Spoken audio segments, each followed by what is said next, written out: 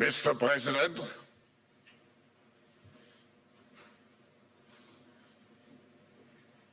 hello. What great honor,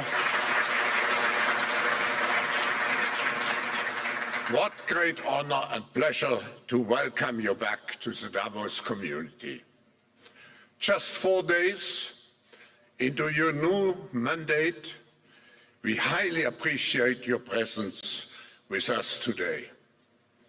We wish you all the best as you take on your critical work ahead. The global challenges we face today are monumental. The importance of American leadership and your personal leadership in this regard is fundamental and paramount. We are here to hear your vision and policies related to revitalizing the economy and addressing the global challenges. As you might expect, Mr. President, your return to office and your forthcoming policies have been at the focus of our discussions this week.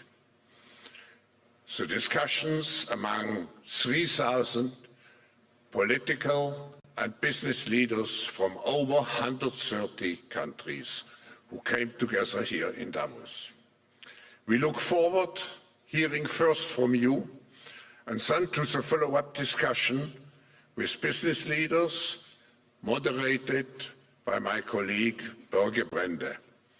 Ladies and gentlemen, the President of the United States, Donald J. Trump.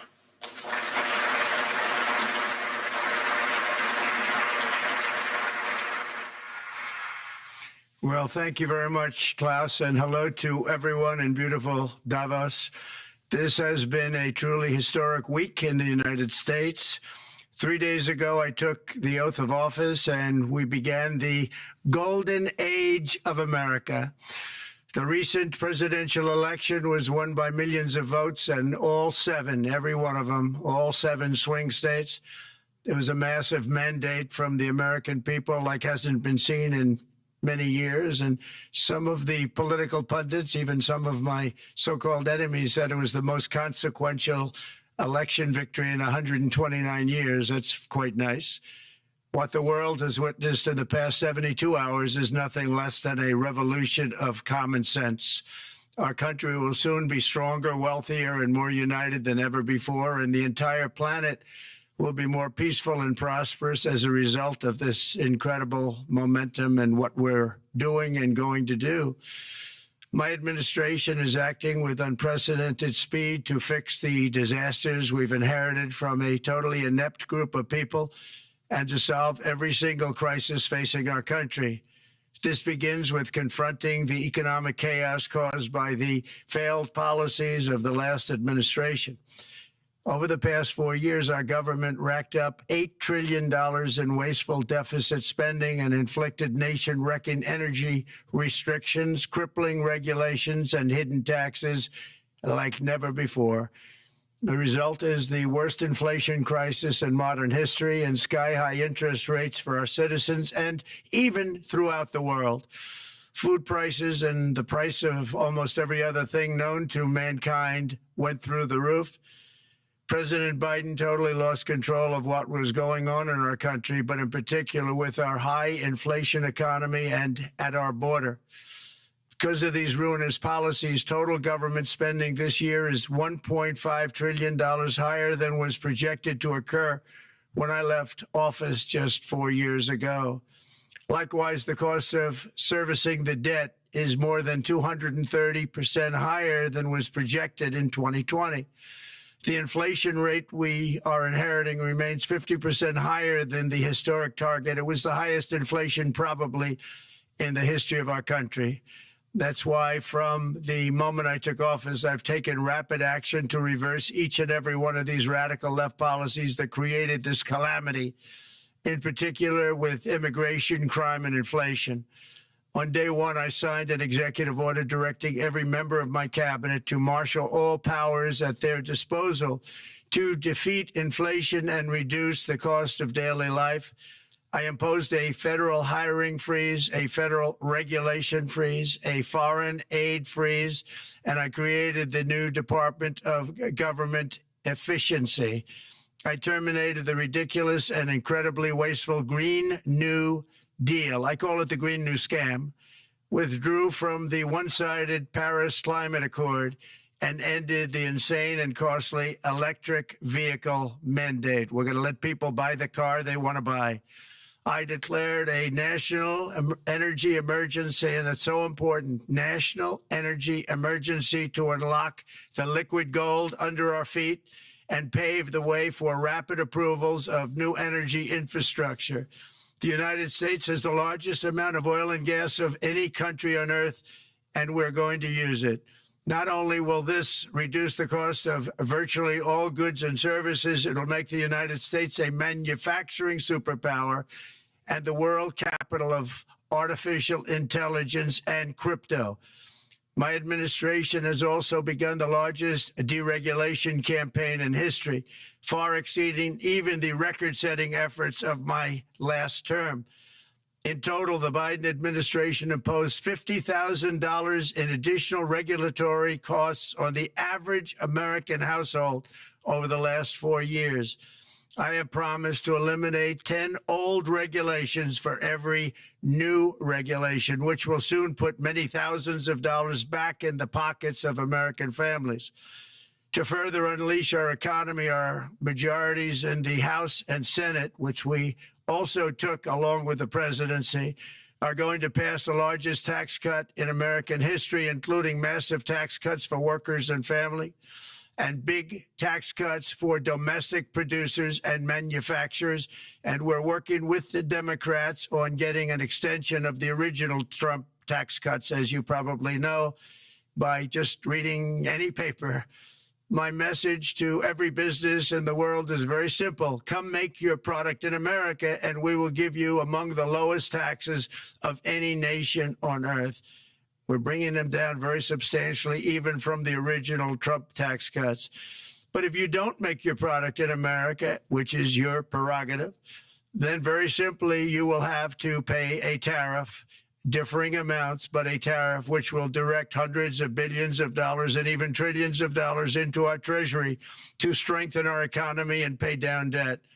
Under the Trump administration, there will be no better place on earth to create jobs, build factories, or grow a company than right here in the good old USA. Already Americans' economic, you can see this, I think, maybe even in your wonderful, wonderful room that you're all gathered together, so many of my friends, but Americans, the economic confidence is soaring like we haven't seen in many, many decades, maybe not at all. Upon my election, it was just announced that small business optimism skyrocketed by 41 points in a single month. That's the highest ever. There's never been anything like that. SoftBank has announced between a $100 and $200 billion investment in the U.S. economy because of the election result. And just 2 days ago, Oracle, SoftBank, and OpenAI announced a $500 billion investment in AI infrastructure. Other companies likewise have announced billions and billions and billions, adding up to trillions of investment in America, in the United States. And it's also reported today in the papers that Saudi Arabia will be investing at least $600 billion in America. But I'll be asking the Crown Prince, who's a fantastic guy, to round it out to around $1 trillion. I think they'll do that because we've been very good to them. And I'm also going to ask Saudi Arabia and OPEC to bring down the cost of oil. You got to bring it down, which, frankly, I'm surprised they didn't do before the election. That didn't show a lot of love by them not doing it. I was a little surprised by that. If the price came down, the Russia-Ukraine war would end immediately. Right now, the price is high enough that that war will continue. You got to bring down the oil price. You got to end that war. They should have done it long ago. They're very responsible, actually, to a certain extent, for what's taking place. Millions of lives are being lost. With oil prices going down, I'll demand that interest rates drop immediately, and likewise, they should be dropping all over the world. Interest rates should follow us. All over, the progress that you're seeing is happening because of our historic victory in a recent presidential election. one that has become quite well known throughout the world. I think a lot of things are happening to a lot of countries. They say that there's light shining all over the world since the election, and even countries that we aren't particularly friendly with are happy because they understand what there is a future and how great the future will be. Under our leadership, America is back and open for business. And this week, I'm also taking swift action to stop the invasion at our southern border. They allowed people to come in at levels that nobody's ever seen before. It was ridiculous. I decided and declared to do, and very, very importantly, a national emergency on our border, immediately halted all entry of illegal border crossers, of which there were many, and began promptly returning the illegal trespassers back to the place from which they came. That action, as you've probably seen, has already started very strongly. I've deployed active duty U.S. military and National Guard troops to the border to assist in repelling the invasion. It was really an invasion. We will not allow our territory to be violated. After 4 long years, the United States is strong and sovereign and a beautiful nation once again. It's a strong, sovereign nation. In addition, I'm pleased to report that America is also a free nation once again. On day one, I signed an executive order to stop all government censorship. No longer will our government label the speech of our own citizens as misinformation or disinformation, which are the favorite words of censors and those who wish to stop the free exchange of ideas and, frankly, progress. We have saved free speech in America, and we've saved it strongly. With another historic executive order this week, I also ended the weaponization of law enforcement against the American people and, frankly, against politicians, and restored the fair, equal, and impartial rule of law. My administration has taken action to abolish all discriminatory diversity, equity, and inclusion nonsense. And these are policies that were absolute nonsense throughout the government and the private sector. With the recent yet somewhat unexpected great Supreme Court decision just made, America will once again become a merit-based country. You have to hear that word, merit-based country. And I've made it official, an official policy of the United States, that there are only 2 genders, male and female. And we will have no men participating in women's sports, and transgender operations, which became the rage, will occur very rarely. Finally, as we restore common sense in America, we're moving quickly to bring back strength and peace and stability abroad. I'm also going to ask all NATO nations to increase defense spending to 5% of GDP, which is what it should have been years ago. It was only at 2%, and most nations didn't pay until I came along. I insisted that they pay, and they did, because the United States was really paying the difference at that time, and it was unfair to the United States. But many, many things have been unfair for many years to the United States. Before even taking office, my team negotiated a ceasefire agreement in the Middle East, which wouldn't have happened without us, as I think most of the people in the room know. Earlier this week, the hostages began to return to their families. They are returning, and it's a beautiful sight, and they'll be coming in more and more. They started coming back on Sunday. Our efforts to secure a peace settlement between Russia and Ukraine are now hopefully underway. It's so important to get that done. That is an absolute killing field. Millions of soldiers are being killed. Nobody's seen anything like it since World War II. They're laying dead all over the flat fields. It's a flat field farmland, and there's millions of Russians and millions of Ukrainians, and nobody's seen anything like it since World War II. It's time to end it. And here in America, we have big events coming up. Next year, we have the 250th anniversary of America's founding. I'm so honored to be president during that. That's been a big event. They've been talking about it for 10 years. We also have the World Cup, and I understand Gianni's in the room. Infantino, he was very instrumental in helping us get it. He's there with you someplace, I think, and I want to thank him for that. And then we have the Olympics coming up, which I was instrumental in getting also in my first term. And who would have known that by skipping a term, I would get the Olympics? I was upset. I said, you know, I got the Olympics to come and I won't be president. But it turned out through a stroke of luck, or whatever you might call it, that I'm going to be president during the World Cup and the Olympics and the 250th anniversary. So that's going to be 3 big events. And we've accomplished more in less than 4 days. We have really been working 4 days than other administrations have accomplished in 4 years. And we're just getting started. It's really an amazing thing to see. And the spirit and the light over our country has been incredible. Under the last administration, our nation has suffered greatly, but we're going to bring it back and make it greater, bigger, stronger, better than ever before.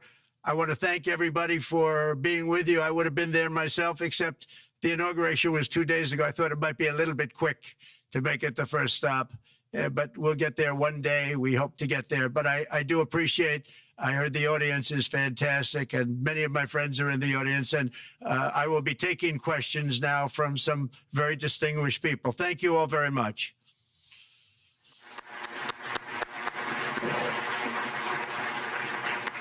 Thank you very much, Mr. President, for that very powerful speech. And I think you could hear the applause all the way from Davos to the White House. But next year it will be even better, because then you can get the applause here in Davos. So we wish you welcome to our village next year. We hope to see you. Thank you very much. So we also know, Mr. President, that you open up for interaction here. We have a great panel with some of the most distinguished business people in the world. Let me start with someone that you know really well, that I think is almost a neighbor of you in Florida. Mr. Steve Schwarzman, Chairman, CEO, and co-founder of Blackstone Group. So, Steve, floor is yours. Well, Mr. President, I'm sure the Crown Prince of Saudi Arabia will be really glad you gave this speech today.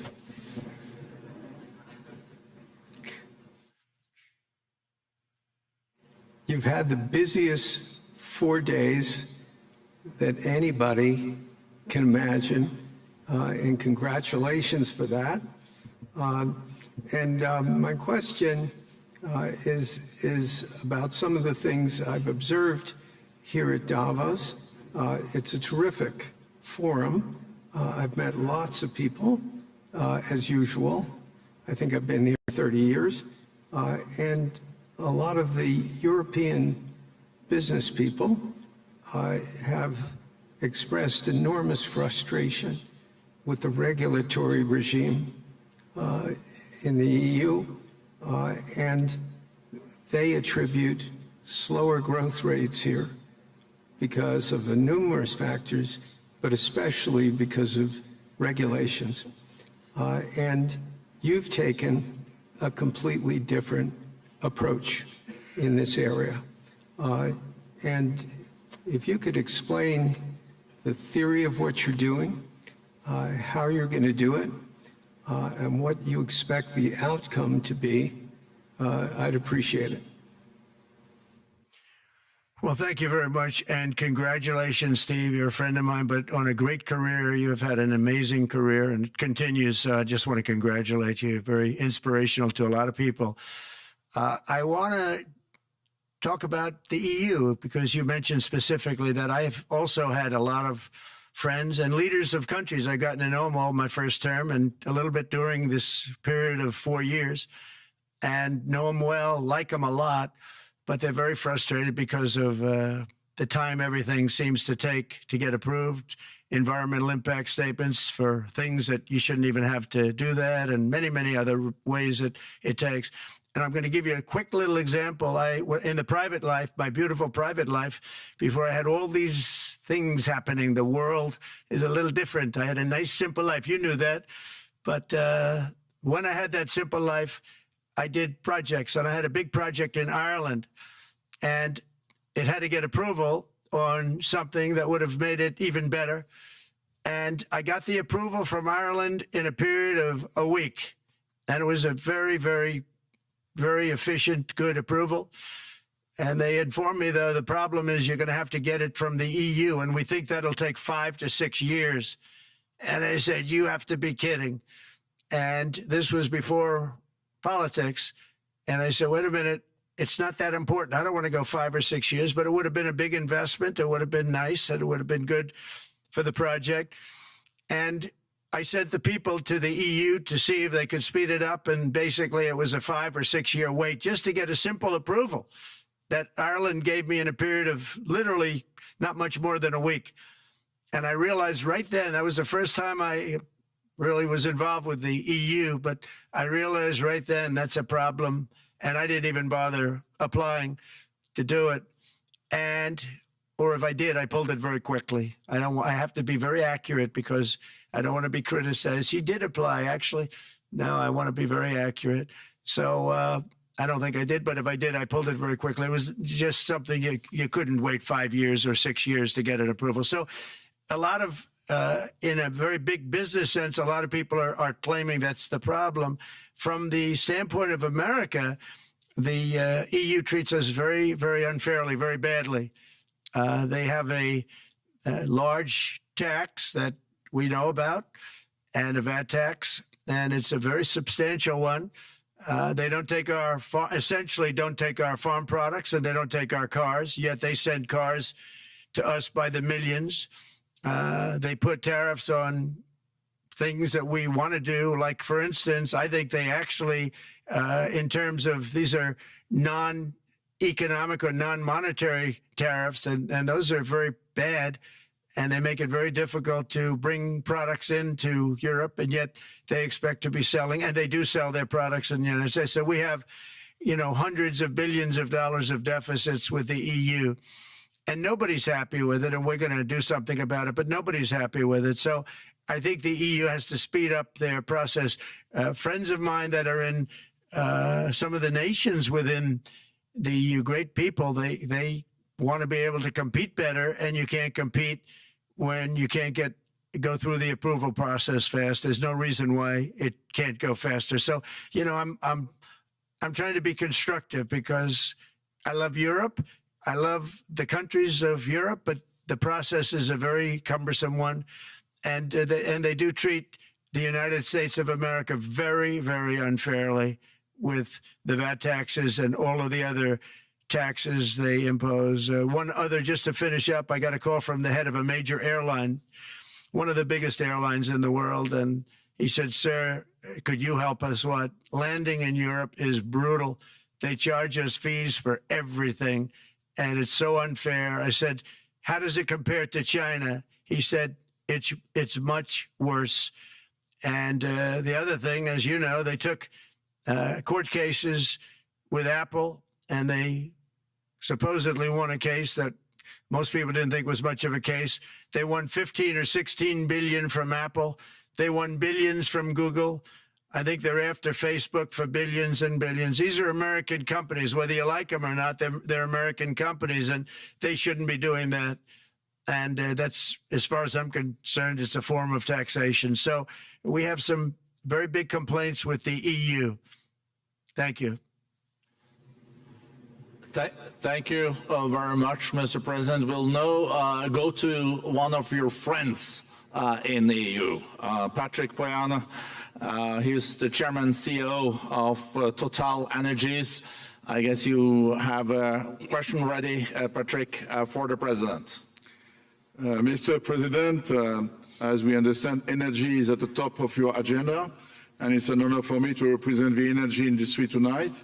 In this panel, Total Energies is indeed the fourth largest oil and gas and electricity company in the world. I will not ask you a question about the oil price. It's quite clear what you expect from us. I will go to gas more. And our company is the largest #1 exporter LNG from the US company. We are a strong contributor to, and we invest in a mammoth LNG projects in Texas, $20 billion. It's far from 200, but it's $20 billion. And we contribute with that to security of supply to Europe, as we export this LNG to Europe. Some experts fear that if there are too many projects developed in the US on LNG, this could have an inflationary impact on the US domestic gas price. And they recommend a pause on these projects. I would ask you the following question: what are your views about such a pause on investments on LNG in the US? What would happen if you would observe an increased domestic gas price because of these exports? And final question, which is important for Europe: would you agree to guarantee security of supply of US LNG to Europe? Well, on the last part of your question, yes, I would. I would make sure that you get it. If we make a deal, we make a deal, you'll get it. Because a lot of people do have that problem. They make a deal and then it can't get supplied because of war-type problems and other problems. So we would absolutely do that. LNG is very interesting because when I took office for the first term, one of the first things I looked at was there were two very massive plants in Louisiana, a state that has been very good to me, won it by many, many points. And I felt strongly indebted to it, actually. And they said there are two plants that have been under environmental consideration for more than 10 years. And they were costing, as you say, you know how expensive those plants are, but they were costing like 12 billion and I think 14 or 15 billion, but they couldn't get their permits. They were in review for years, many, many years, like a decade or more. And I said, so ridiculous. I know so much about that because in the construction industry, I had to go through it too, but I got good at it after a while. But I saw the projects, and you're talking about a total investment of 25 to $30 billion, and it looked like it was going to end. They couldn't get their permits, and I got them done in less than a week.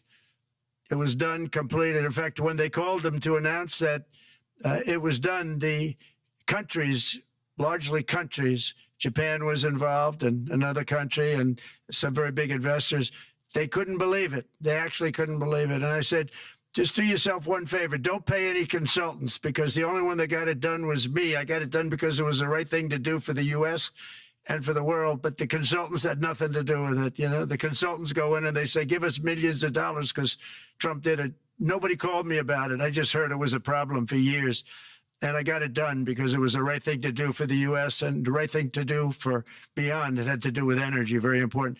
So I think it's very important. I think I disagree with one. I think the more that you do, the lower the price is going to go. And what I'd like to see is rapid approvals. We're going to give very rapid approvals in the United States, like with the AI plants, talking to many people want to build them. That's going to be a very big thing. We're going to build electric generating facilities. They are going to build. I'm going to get them the approval. Under emergency declaration, I can get the approvals done myself without having to go through years of waiting. And the big problem is we need double the energy we currently have in the United States. Can you imagine? For AI to really be as big as we want to have it, because it's a very competitive, it'll be very competitive with China and others. So I'm going to give emergency declarations so that they can start building them almost immediately. And I think it was largely my idea because nobody thought this was possible. It wasn't that they were not smart, because they're the smartest. But I told them that what I want you to do is build your electric generating plant right next to your plant as a separate building connected. And they said, wow, you're kidding. And I said, no, I'm not kidding. You don't have to hook into the grid, which is old and, could be taken out. If it's taken out, they wouldn't have any way to get any electricity. So we are going to allow them to go on a very rapid basis to build their plant, build the electric generating plant. They can fuel it with anything they want, and they may have coal as a backup, good, clean coal, If there were a problem with a pipe coming in, as an example, you're going with gas, oil or gas, and a pipe gets blown up or for some reason doesn't work, there are some companies in the U.S. that have coal sitting right by the plant so that if there's an emergency, they can go to that short-term basis and use our very clean coal. So that's something else that a lot of people didn't even know about, but nothing can destroy coal, not the weather, not a bomb, nothing. It might make it a little smaller, might make it a little different shape, but coal is very strong as a backup. It's a great backup to have that facility, and it wouldn't cost much more money. And we have more coal than anybody. We also have more oil and gas than anybody. So we're going to make it so that the plants will have their own electric generating facilities attached right to their plant. They don't have to worry about a utility. They don't have to worry about anything. And we're going to get very rapid approvals. Thank you. Thank you so much, Mr. President. We'll now go to another CEO that you know very well, Brian Moynihan, the CEO and Chair of Bank of America. Good afternoon, Mr. President, and congratulations, and obviously an eventful week for you and your family. If you remember 5 years ago, you came here and we walked among 150 CEOs from all over the world, and you engaged with them about your policies and your procedures. This year, you're not here, and yet this week was eventful from the orders that you mentioned earlier, literally a wave of orders coming out on immigration, on trade, and many other matters. And so, as a representative of the United States here, we got a lot of questions about what does all this mean and how would the president square this with his clear focus on growth, prosperity, market growth, stock market growth, a good bond market, and bringing down prices. So how do you think about the impact of all these orders and how fast they come out, and how you're going to balance them with that scorecard of being successful in both continuing GDP growth, bringing down inflation, and also having a good stock price appreciation for the American citizen? Well, I think it's going to actually bring down inflation. It's going to bring up jobs. We're going to have a lot of jobs. We're going to have a lot of companies moving in. You know, Brian, we're at 21%. It was at 40%, and I got it down to 21%, the corporate tax. And it was actually, if you look at state and city, it was in many cases much higher than 40%. I got it down to 21%. And now we're going to bring it down from 21 to 15% if, there's a big if you make your product in the U.S. So we're going to have the lowest, just about the lowest rate. It'll be, the 21 is on the low side worldwide. The 15 is about as low as it gets. And by far the lowest of a large country, a large, you know, rich, powerful country by far, not even a contest. So we're going to bring it down to 15% if you make your product in the USA. So that's going to create a tremendous buzz. We're also probably going back to the 1 year deduction where we deduct, you know, we did that originally, and that was amazing what the impact that had, the 1 year deduction, which built up over a period of time and then it expires. But we're going to go back to that when we do the renewal of the Trump tax plan. We have to get Democrats to approve it. But, you know, if the Democrats didn't approve it, I don't know how they can survive with about a 45% tax increase, because that's what it would be. And so I think they're going to do. We've been working along with them pretty well. I think it's very hard for a political group to say, let's charge people 45% more. So I think we're in good shape. But we're actually doing a reduction for business and small businesses where you're going to bring it down to 15%, which is really something. And by the way, speaking of you, and you've done a fantastic job, but I hope you start opening your bank to conservatives, because many conservatives complain that the banks are not allowing them to do business within the bank. And that included a place called Bank of America. They don't take conservative business. And I don't know if the regulators mandated that because of Biden or what, but you and Jamie and everybody, I hope you're going to open your banks to conservatives, because what you're doing is wrong. Mr. President, I'll say that your friend Gianni said hello, told me to tell you hello, and we look forward to sponsoring the World Cup when it comes, both this summer for the club and next year. So thank you for getting that for the United States. Thank you very much, Brian. Thank you, Mr. President. We'll now go to Anna Butin. She's the executive chairman of Banco Santander, one of the big European banks, and also in the U.S. So, Anna. Mr. President, congratulations on a historic victory. I believe you don't know me as well as my fellow panelists, so a few words. Santander is one of the largest banks in the world by number of customers, 170 million. That's more than my friend Brian or my friend Jamie have. And those... They fixed the regulation. That's coming, that's coming. That was cheeky. We're a big investor in the United States. We have many million customers, 12,000 employees. We're one of the largest auto lenders, and we recently launched a fully digital bank called Open Bank. We strongly believe banks have a pivotal role in the economy, and we can accelerate growth and help many more customers. That's what we're doing in the United States. So, as Brian pointed out, we very much welcome your focus on deregulation and reducing bureaucracy. So my question is, what are your priorities in this regard, and how fast is this going to happen? Thank you very much. I think it's going to, thank you and congratulations. I know very much about your bank, and you've done a fantastic job. Congratulations. We are going to move very quickly. We've moved very quickly. We've done things in the last 3 days that nobody thought were possible to do in years. And it's all taking effect. It's going to have a huge impact on the economy, a huge positive impact. Money was being wasted on crazy things. I mean, the Green New Deal was such a total disgrace, how that was perpetrated. And it was conceived of by people that were average students, less than average students, I might add, and never even took a course in energy or the environment. It was just a game. Remember, the world was going to end in 12 years.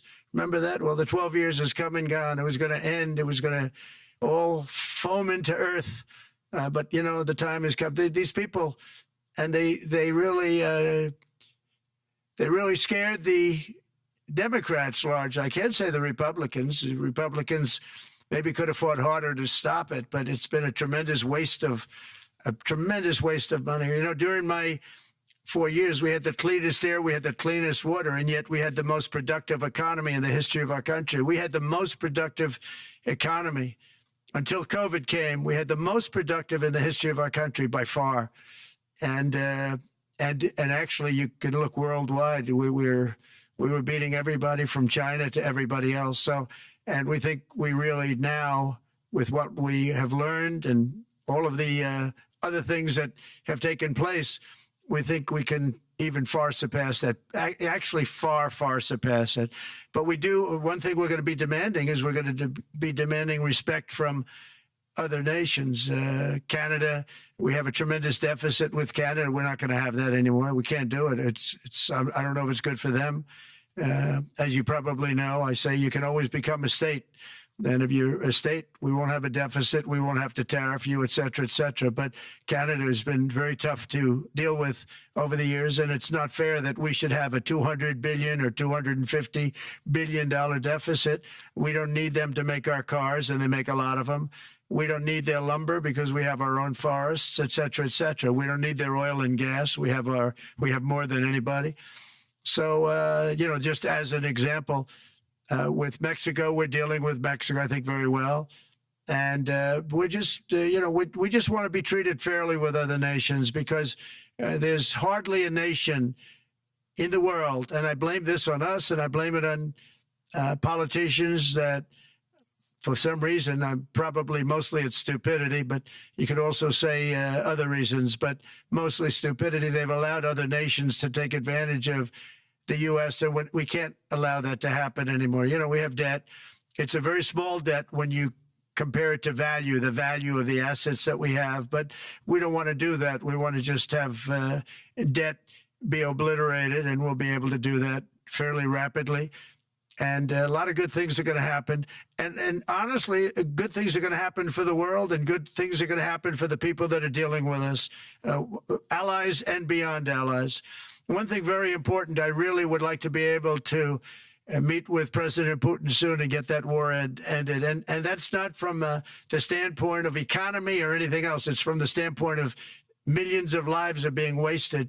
Beautiful young people are being shot in the battlefield. You know, the bullet, very flat land, as I said, and the bullet goes, there's no hiding. And a bullet, the only thing going to stop the bullet is a human body. And you have to see, I've seen pictures of what's taken place. It's a carnage, and we really have to stop that war. That war is horrible. And I'm not talking economy. I'm not talking economics. I'm not talking about natural resource. I'm just talking about There's so many young people being killed in this war, and that's not including the people that have been killed as the cities are being, knocked down building by building. So we really should get that stopped. Likewise, in the Middle East, I think we've made a lot of progress in the Middle East, and I think that's gonna come along pretty well. Thank you.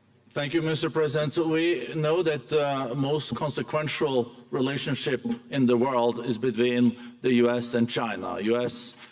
28% of the global economy, China close to 20. That's almost half of the global GDP. And we know that you called President Xi Jinping last Friday.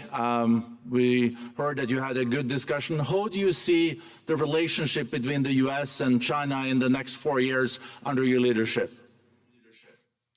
He called me, but I see it very good. I think that we're going to have a very good relationship. All we want is fairness. We just want a level playing field. We don't want to take advantage. We've been having massive deficits with China. Biden allowed it to get out of hand. He's $1.1 trillion deficit. It's ridiculous.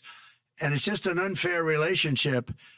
And we have to make it just fair. We don't have to make it phenomenal. We have to make it a fair relationship. Right now, it's not a fair relationship. The deficit is massive, as it is with other countries, a lot of Asian countries, actually. But we have deficits that are very big, and we can't keep doing that. So we're not going to keep doing that. But I like President Xi very much. I've always liked him. We always had a very good relationship. It was very strained with COVID coming out of Wuhan. Obviously, that strained it. I'm sure it strained it with a lot of people, but that strained our relationship. But we always had a great relationship, I would say, and we look forward to doing very well with China and getting along with China. Hopefully, China can help us stop the war with, in particular, Russia, Ukraine, and they have a great deal of power over that situation. And we'll work with them. And I mentioned that during our phone conversation with President Xi. And hopefully we could work together and get that stopped. We'd like to see denuclearization. In fact, with President Putin, prior to an election result, which was frankly ridiculous, we were talking about denuclearization of our two countries, and China would have come along. China has a much smaller, right now, nuclear armament than us, or field than us, but they're going to be catching it at some point over the next 4 or 5 years. And I will tell you that President Putin really liked the idea of cutting way back on nuclear. And I think the rest of the world, we would have gotten them to follow. And China would have come along, too. China also liked it. Tremendous amounts of money are being spent on nuclear. And the destructive capability is something that we don't even want to talk about today because you don't want to hear it. It's too depressing. So we want to see if we can denuclearize, and I think that's very possible. And I can tell you that President Putin wanted to do it. He and I wanted to do it. We had a good conversation with China. They would have been involved, and that would have been an unbelievable thing for the planet. Mr. President, when you're back here in Davos next year, will there be then a peace agreement with Ukraine and Russia by then? Well, you're going to have to ask Russia. Ukraine is ready to make a deal. Just so you understand, this is a war that should have never started. If I were president, it would never have started. This is a war that should have never, ever been started. And it wasn't started during there was never even talk about it. I knew that it was the apple of President Putin's eye, but I also knew that there was no way he was going in, and he wasn't going to go in. And then when I was out, bad things happened, bad things were said, a lot of stupidity all around, and you end up with what you have. Now you have all these bombed out cities that look like demolition sites with many people killed. I think the thing that you'll see about Ukraine is that far more people have died than is being reported.